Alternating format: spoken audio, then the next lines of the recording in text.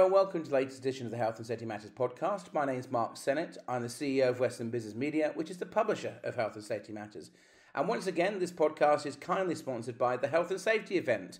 So I'm sure many of you went to the Health and Safety event. It was only a couple of weeks ago at the NEC in Birmingham, but it takes place again next year on the 8th to 10th of April 2025, and you can register your interest to attend now at healthandsafetyevent.com. And as always, it will give you access to the fire safety event, the security event, and the workplace event. It was incredibly busy. It is without doubt the premier exhibition in the UK now. I mean, there was tens of thousands of people there, and it was so great to see many of you coming to the HSM stand. So thank you to all of you that did, and hopefully you guys will consider attending next year. Now, as always, I say here, you don't have to wait for this podcast to get all the latest news, prosecutions, products and services in the health and safety sector. You can go to our website at any time, which is hsmsearch.com, or just throw into a search engine, Health and Safety Matters, up we pop. And on that website, you can see all of our upcoming webinars and the webinar tab in the main navigation. You can sign up to get copies of the magazine for free, or look at digital copies of all of our archive of Health and Safety Matters. Or you can sign up to get our twice-a-week e-newsletter completely for free as well. It is a one-stop shop for all of your health and safety needs. That is hsmsearch.com. Or you can follow us on social media. We're very active on LinkedIn and we're very active on X. So that is a great way to get everything you need direct into your inbox, straight on your web browser or via social media. But as always, we start with the news on this podcast. And an interesting report came out from RS. RS has released its Environment, Health and Safety Industry Report. It's something we actually helped them with as well. It's the 2024 Health and Safety Report, Striving for Excellence. So this report is based on findings of a survey, as I said, that we helped with, and it was aimed to gain a snapshot of the environment, health and safety profession, so EHS, I'll say for short, moving forwards, and explore its challenges and priorities. So 891 respondents took part in this, working across a variety of health and safety roles in the UK and Ireland. And as all of you do, come from such a wide range of backgrounds, where it's industrial machinery, plastics, chemicals, energies, utilities, public services, logistics, retail. Many of these areas that you guys are all from. It's such a diverse audience that we have and we help them with here. So some really interesting findings. I won't go through all of them today because you can go straight onto our website to see this article in full, which is, if you just go into the search box in our website, just say RS releases Health and Safety Industry Report, and up it will come. But some really interesting highlights in this report. So what have we got here? So mental health continues to be a key area of concern, with 3/4 respondents saying their company has had a focus on this, and 55% of those are saying they're confident in those areas. Accident prevention was rated as the highest in terms of having a business strategy around it, and that was cited by 86% of respondents. Training development was cited as the biggest impact on compliance by 68% of those who took part. What else have we got? Here's an interesting one. A question was, how much of an issue is counterfeit and substandard quality PPE? 37% said that was still a problem. Would you pay a premium for sustainable PPE products? 78% said yes. Your company's capability for protecting the end user, 89% said it was extremely high.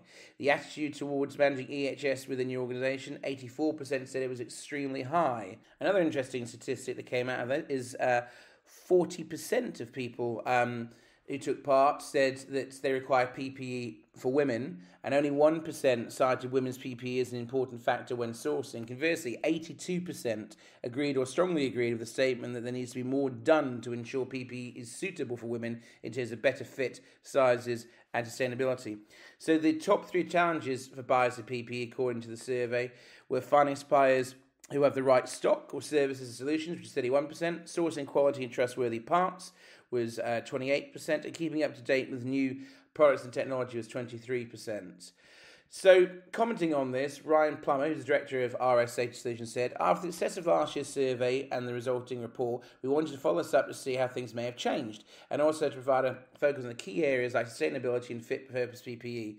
It was interesting to see that sustainability is growing in importance, with more buyers prepared to pay a premium for sustainable products, even in the face of challenging times.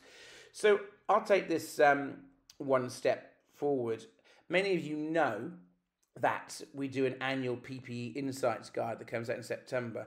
We are literally in this week going to be conducting a huge annual survey specifically on PPE, I would urge all of you to take part in it. Everything from sustainability to fitting to problems around compliance, all the way through to sourcing trustworthy suppliers. Everything that you find good, difficult, indifferent to do with PPE is questioned in this survey. It only takes a couple of minutes to take part. Please do take part in our PPE Insight survey. There'll be a news story up on the website in the coming days, hsmsearch.com. We'll also email all of you direct asking you to take part. So yeah, some interesting findings from the Striving for Excellence report, and I'm very much looking forward to taking this even further in our annual 50-page guide, which is the PPE Insights guide, that hopefully you guys will help us pull together with your thoughts when we release that survey later this week. Okay, so I want to talk about Driving for Better Business now. It's another survey that they've done. We're quite survey heavy in this podcast this week, but employers are failing to protect drivers, according to a new survey done by Driving for Better Business. And they've created an interactive Driving for Work policy builder to help fleet user companies better address their legal responsibilities. More than a quarter of UK firms recently surveyed whose employees drive for work have no policy, and more than a quarter have not reviewed their policy in the last 3 years. Driving for work is statistically the most dangerous activity employees undertake. Up to a third of all road traffic accidents involve someone who is driving for work in working time, accounting for some 500 fatalities each year and almost 40,000 injuries. So all reputable employers must have a driving for work policy that will stand up to scrutiny in the event of a crash. The law requires all of those who drive on the public highways to be adequately and appropriately insured. This means that any person driving, even occasionally in connection with their employer's work, must be covered for business use on their own insurance policy. It's a really important thing to remember. So with the new free Driving for Work policy builder, which has been launched on the 30th of April by Driving for Better Business, companies can use a template to create a legally compliant document that can be adapted to their own needs and shared with all employees. So why companies need a Driving for Work policy includes it's a legal requirement, it just makes good business sense, and it's the right thing to do so that staff and other road users get home to their families safe and well at the end of the day. So Driving for Better Business, if you're not familiar with it, is an award-winning program run by National Highways, and it spotted a rising trend in online searches where users were looking for guidance on safe operation of employees out on the road. Proof of a Driving for Work policy means legal and compliance standards are also increasingly becoming a requirement when tendering for new work. So Simon Turner, a former guest on this podcast, someone we know very well, who's the campaign manager for Driving for Better Business, says, our Driving for Work policy builder has the potential to deliver a huge positive impact on how employers have no driver policy at all. It will help employers create and review and update their own policy, and it will cover all the relevant risks for managing policies, drivers, vehicles and journeys with a template and checklist. It covers all the key risks of most fleets and can be adapted to individual companies. So there's a lot more on this, and it's a fantastic tool, which is the Driving for Work policy builder. If you go to drivingforbetterbusiness.com, it's all up on their website, or you can go to our website, hsmsearch.com, throw in the search bar at the top, employers failing to protect its drivers as the headline, and this is outlined in full. In fact, we can take that one step further. We've got a fantastic seminar going to be delivered by Simon Turner, in fact, at our annual conference, which is really not very far away now, on the 27th of June, which is Health and Safety Matters Live. It takes place at the Coventry Building Society Arena. And Simon's session from Driving Better Business, how to create a good practice Driving for Work policy. Could not hit the nail on the head more of what we've just been talking about. And that's why we put it in there. So it's a free to attend event, and everyone gets CPD certificate for attending. I would say this, that is a fantastic session to go to. Simon is brilliant and always pulls together a fantastic panel of speakers for this. And that session takes place at 12:30. Simon is obviously not the only speaker that we've got, though. We've got an opening address from the Health and Safety Executive. We've got a great session on introduction of AI into the world of health and safety. We are an IOSH session on adequacy of stress risk assessments, sustainability and hand protections there, reducing workplace injuries with ergonomic safety tech. We have got the British Safety Industry Federation doing a session on taking the risk out of specifying PPE and safety equipment.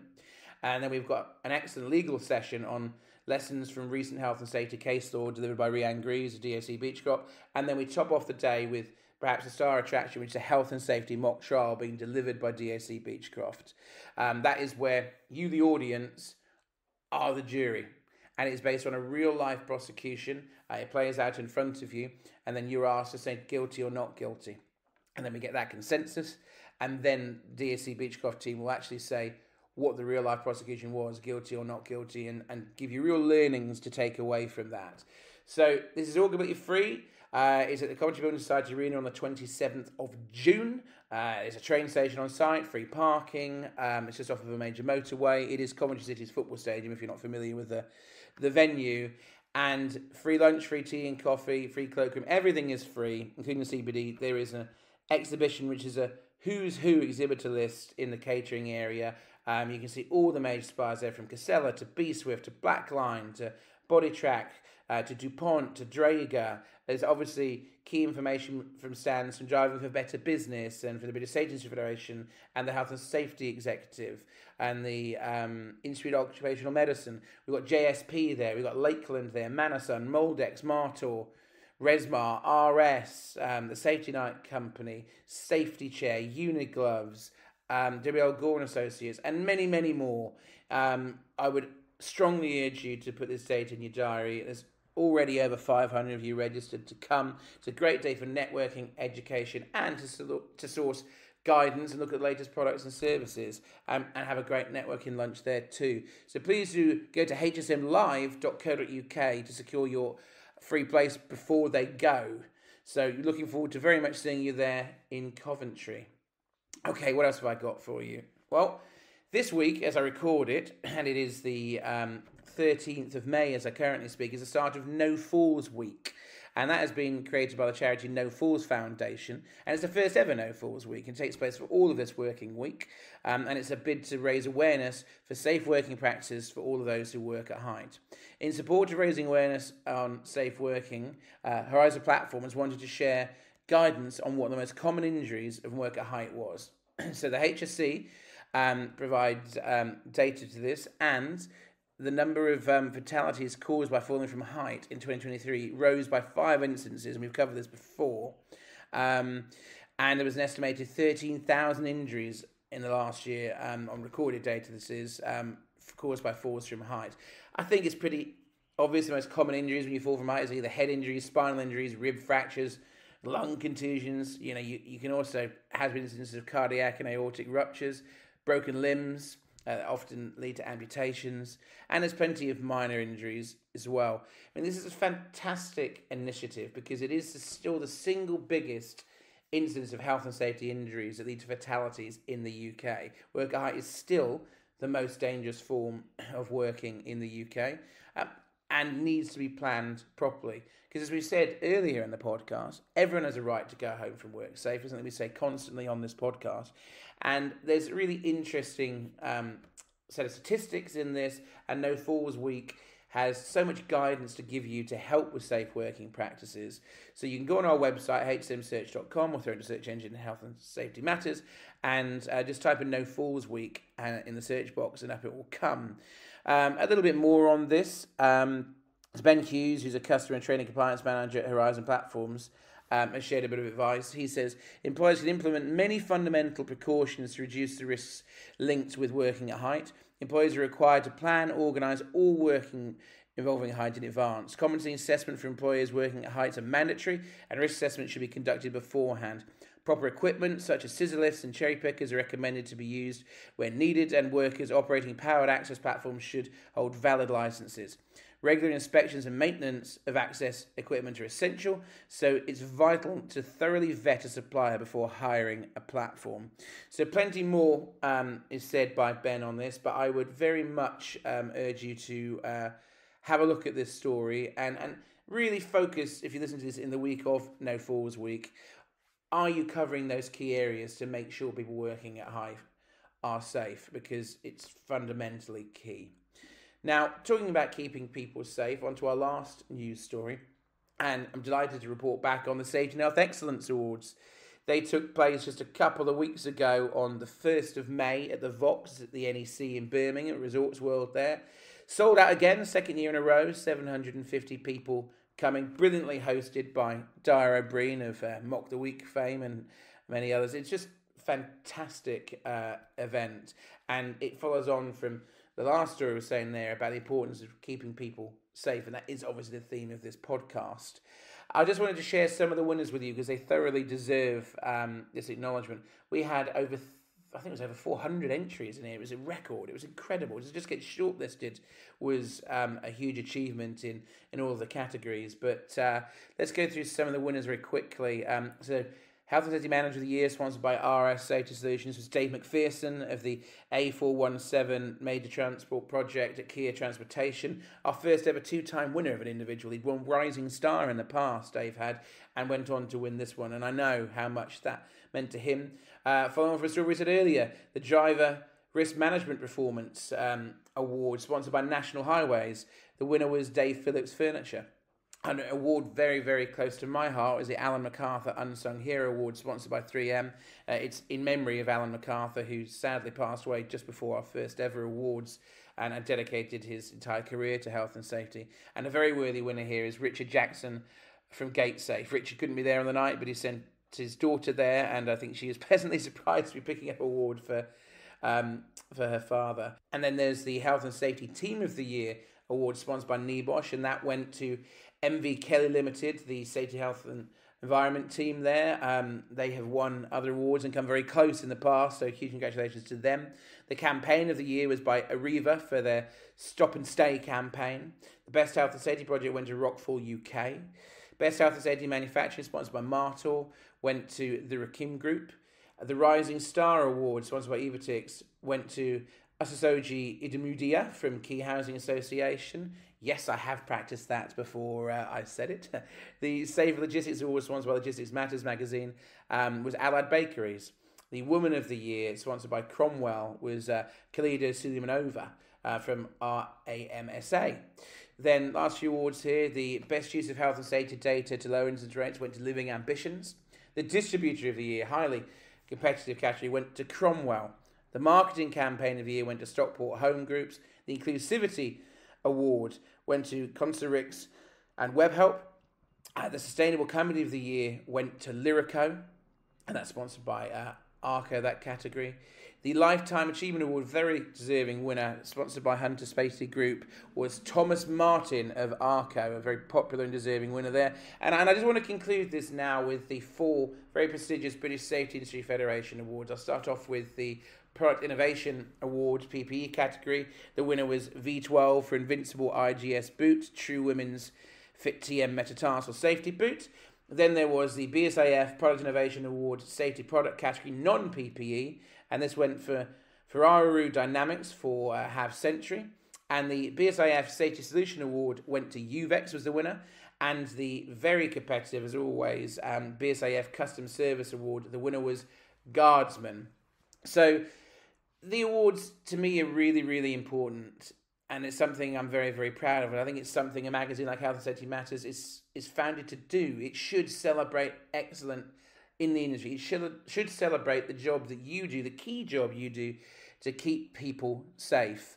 And you do a remarkable job, and it deserves to be celebrated. To see 750 people there sold out again and awaiting this, wanting to come, just shows how much these awards have grown since we created them 6 years ago. You know, we can't wait to do them again next year. We'll be opening entries again in September.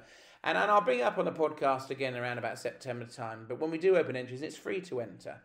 I would strongly urge you to do so, whether it's yourself, a colleague, a team, a supplier, your organisation, a project, a campaign, whatever it is. Enter it for free, because if you are making substantial steps to keep people safe, which you all are, then without doubt, this is a great way to get very deserved recognition for it. And, you know, it means so much to people. Have a look on our website, which is she-awards.com, and you can see a video of the night. It's a fantastic video where you can hear from the people that have actually won the awards this year and been there to see how much it means to them, what the night is like. I think they said a little bit how good Dara Breen was. He was even given a impromptu safety helmet by one of the guests to close the awards out, which you can see on there. And you can see over 400 photos from the night. So she-awards.com. So as I said at the start of the podcast, you don't need to wait for this podcast to come out to see all the latest news, prosecutions, products and services, and in-depth analysis of the sector. You can go to our website at any time, way before this monthly podcast comes out. You can check it daily. Our website is hsmsearch.com, or throw into a search engine, Health and Safety Matters, up we pop. And you can go on there also to sign up to our e-newsletter to get it direct into your inbox. So that covers the news off nicely on this edition of the podcast. And I'm really interested now to introduce you to the main guest of this podcast. I was lucky enough to sit down with Andy Shenstone, who is the Chief Executive of NEBOSH. Now, I've been holding off doing this for a while because I wanted to give him a year in the role, which pretty much at that end of it was a bit over a year now. And it's perfect timing as NEBOSH is just launching its new strategy. So I've used this interview to really give it more insight into what NEBOSH's strategy is and give a bit background on Andy. So I sat down with Andy earlier, and here's what he had to say.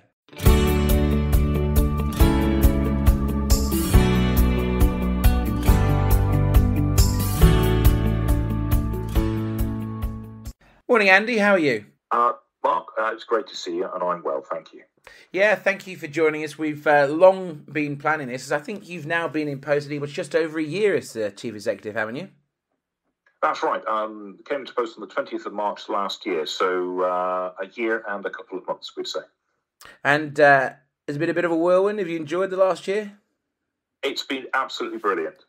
Really enjoyed the opportunity the roles afforded me, and it's really exciting. I've learned a huge amount, and I've met some fantastic colleagues, both here in NEBOSH, but across the wider BOSH community as well.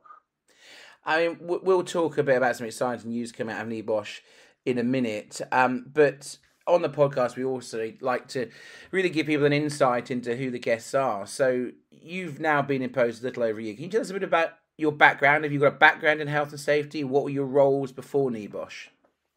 Yeah, sure. My background actually isn't in health and safety at all. It's in education and in working in domestic and international educational charities. So I spent a number of years in my career working within higher education organisations, working within the university sector, both here in the UK, in Ireland and internationally, but also working with organisations that are very much focused upon progressively improving the quality of education provided by our higher education and further education communities. And for me, the opportunity to work at NEBOSH was really provided me with the facility to then bring those skills and those experiences into the OSH environment. And you've kind of beat me to it. I was going to say what attracted you to the role. Has the role been everything that you expected it to be? Because it's a really busy and challenging, exciting role. Has it been what you thought it was going to be when you took up the reins?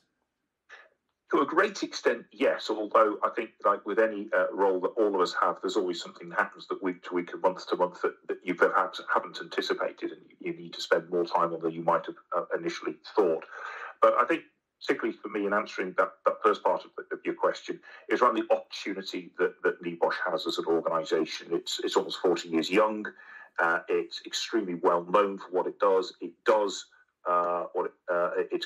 delivers its core purpose very effectively. But the strapline in our new strategy is developing our potential. And that's really the message that we're taking out as an organisation, that we want to be able to contribute more to the OSH community than we have been doing recently. And we see lots of space to do that collaboratively with a lot of different partners. Well, if you don't mind, I'm going to steal the term 40 years young, because it's my 40th birthday in about 10 days, so I'm going to be using that for at least the next decade. You're looking very good on it, Mark. No one's ever said that, but I'll take the win. But what we really want to talk about today is the exciting news to do with NEBOSH's strategy, and I know this is something you've worked really, really hard on. And could you tell us what the key features of this strategy are and what NEBOSH is trying to do? Absolutely. the key thing for us is to maintain and extend our commitment to being an organisation of the very highest quality. Awarding organisations, and that is what we are, it's what we do, have to be reliable. They have to be aligned to and meet the requirements of the regulatory community, and we have to be able to deliver awards that are both respected and demanded by learners and the employer community. Now, we enjoy all of those relationships at the moment, but we can't and mustn't stand still. There's a lot of work for us to continue to do to maintain our standards, but also in the face of lots of external challenges, actually develop our capabilities, our services to continue to be the awarding organisation of choice for our partners here in the UK and internationally. And what's different from what you've done before with this? I think in terms of difference, it's probably three areas that I'd highlight in terms of where I've certainly had my sort of understanding stretched and I've had to develop my knowledge and skills. Not coming to the OSH community to begin with, obviously one needs to get to grips with the nomenclature, the organisations, who relates to whom and how those relationships are developed over time. That's something I think I've pretty much sort of got to grips with. But then you replicate that when you look at the work that we do in different countries. So there's our relationships here in the UK, but perhaps not many people would know this, but over 70% of our learners come from countries other than the UK. We have a huge amount of activity in India, the Indian subcontinent, across the Gulf states. And in fact, when I last looked, last year we've had learners from 159 different countries. So it's one thing to understand the UK dynamic, it's then understanding that context internationally and making sure we're relevant to those countries and the needs of those learners as well. And that's a learning curve that I'm still on. I think probably as an organisation that we're still on. I mean, it's interesting. I've done a number of webinars with NEBOSH over the year and digital conferences, and I can literally back up what you said there, because when we look at who comes to these webinars when NEBOSH promotes it, so many different, probably more than anybody else you're with, even including the health and safety executive, the amount of different countries that are represented that have worked with NEBOSH is phenomenal. And of course, you know, you're also very busy in the Middle East region too. I always see NEBOSH stand packed to the rafters at Intersec in Dubai every January. So it's, I mean, and another thing I would say to people now is NEBOSH are brilliant at doing stuff for their alumni, and actually you're working with us, which is great to hear, to do an alumni event in June at the Coventry Building Society Arena. And that is free to attend. So if you're a NEBOSH alumni, go onto the NEBOSH website and you can sign up for free to the NEBOSH alumni event, which, as I said, is at the same time as the Health and Safety Matters Live Coventry in the same venue, the Coventry Building Society Arena, on the 27th of June. So do go to the NEBOSH website for that. And that's just one of the many ways you guys are so active in helping educate people all the way through. But if we go back to the strategy a moment, what impact and difference is NEBOSH trying to make with this? It's a very great question, and it's something we took some time to really think through, both in terms of being really clear about what our mission is and should be, and then how we'd actually evaluate that point that you just asked about, what difference is it that we're accomplishing. I mean, to be really clear about what our mission is, it is to save lives and it is to protect people at work through offering world-class qualifications, services and support. But when we think about how we're going to evaluate our impact, we think of it in sort of four ways, Mark. One is about how we think about the impact we want to have on our learners community, and that's about learners not only getting a first-class learning experience through our learning partner community, but also learners who are confident, competent and valued by their employers, and that's about the relevance of the qualification in an applied sense. We want our partners to feel that we're really committed to them and aligned to their values. And it's also important to us that we have partners that are reciprocate in that respect. And there's a piece there about the quality of our learning resources. NEBOSH has always produced first-class learning resources. We're doing a lot more in that space. We've done a lot more even over the last 18 months, and there's a lot more to come. But it's also about, when we think about the profession, leading ethical practice. This is less of a challenge in some countries than others, but it really is a challenge when we're looking to embed really high-quality OSH practice in nations and countries which perhaps don't have the legal infrastructure, the legislative frameworks, and a culture within the world of work that we might see in other parts of the world. And so we very much believe in committing to that. It's hard at times, but it's absolutely right. And then finally, it's about actually elevating the role of the OSH professional within the wider employer community, how we collaborate and work with the people, professionals within organisations. So, for example, just one brief example, work we're doing within the OSH Alliance, which is an organisation involving ourselves and many other valuable organisations. We're really committing ourselves to doing more work around mental health in the workplace. There's so much more that we and our fellow professionals can do in that area, and helping equip our colleagues to do more in that area and commit more is part of what we're interested in doing as well. I mean, I could probably say this when you can. I know just how involved in the OSH Alliance, NEBOSH, you've really been a driving force alongside particularly people like the British Safety Industry Federation. And you know, your commitment as an organisation for raising standards in health and safety is there. I mean, I can give it for example. You support the Safety and Health Excellence Awards that we put on, and we had last week, which are fantastic. And it's funny, you guys sponsor the Team of the Year category, which is always the most entered category of any. It's the most competitive category, and people ask, you know, why do we do awards? Why do NEBOSH support them? And the simple reason is, it's what we should do and what you do very well in terms of really shining a light on the great and good of the key work that everyone listening to this podcast does to keeping people and property safe. And it deserves, particularly what a magazine or an organisation like NEBOSH should do, it should stand there to support raising standards. And one thing that people might not know about NEBOSH, I mean, I know because I've worked with you guys for, about 15 years now. I'm not sure everyone knows you're a charity. And that's an interesting thing I wanted to ask you about. What is NEBOSH doing to achieve its charitable objectives? Because those that don't know that you're a charity, I think they might be interested. So what are you doing to achieve those objectives? Yeah. And it's a great question. I'm really glad you asked it, because it's a fundamental part of our new strategy is to really lean in far more heavily, far more visibly to our commitment to delivering on those objectives. So yes, you're right. We have a charitable purpose. We are not-for-profit in that sense. And historically, the way NEBOSH has gone about fulfilling those requirements is basically to deliver what it does, its core business, as effectively and efficiently, and deliver real value for money, doing it in terms of cost effectiveness. But in doing that, we actually are able to generate reserves, generate a surplus. And so the debate I've been having with colleagues, with my board, and with our stakeholders is say, where else could we direct what free reserves we have into furthering the impact of our charitable purpose. So I'm delighted to say, for the very, very first time this year, we will be creating a new initiative, a social purpose initiative, and that has got a commitment from us to invest in building up to over £1 million a year by the end of the third year, and perhaps even sooner than that, where we will collaborate with existing stakeholders and partners, but hopefully new partners, to really create new initiatives and support existing initiatives that advance the impact of the OSH profession. And a few examples of that. We're already doing some work in this area already. For example, we offer already diploma scholarships, and there's a new diploma scholarship just being released now. A closing date for that, I might think 21st of May. Colleagues can have a look at the website, find out more about that.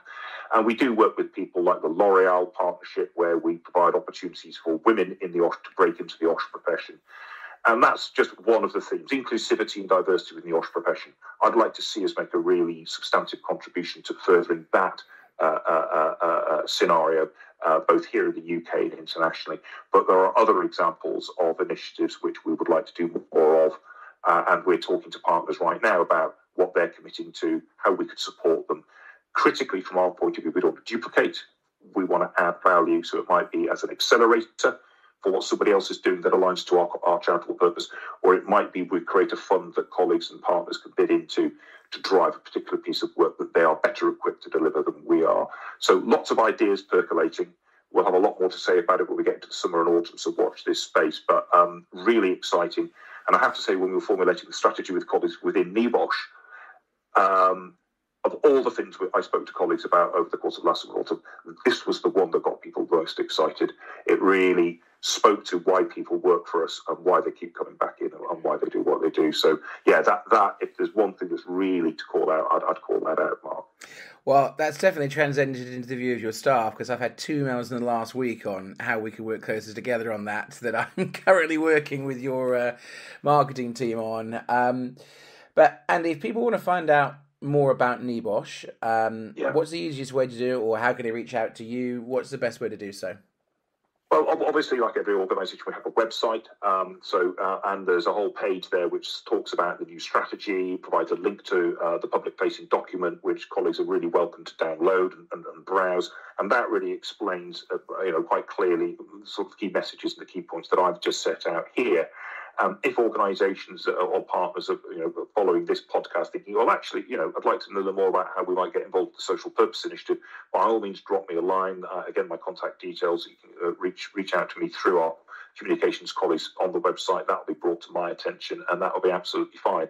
We're very much in the process of sort of thinking it through and designing it at the minute, and so all ideas really, really welcome. Well, Andy, thank you so much for making time for us today. Obviously, it's been a really busy year for you, and it's really exciting to hear about the strategy, and I wish you all the best luck with it. Thanks for that, Mark. Thank you for your time as well.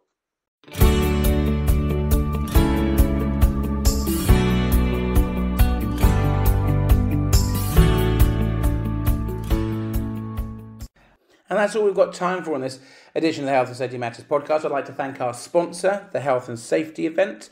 And as I said, it was a fantastic event. It was only a couple of weeks ago, but it takes place again next year on the 8th to 10th of April 2025. Once again at the NEC in Birmingham. You can go to healthandsafetyevent.com to register your interest to attend for free next year. And I hope that you do so. As I said a couple of times in this podcast, you don't have to wait for this podcast to come out to get all the latest health and safety news, prosecutions, products and services.